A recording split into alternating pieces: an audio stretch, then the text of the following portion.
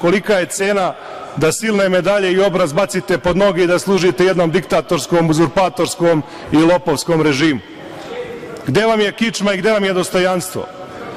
Pitao bih i Jovanova i Orlića gde je njima dostojanstvo, ali oni su dostojanstvo, kičmu i obraz ostavili pre 15 godina u ormaru, oni to više ne mogu da nađu.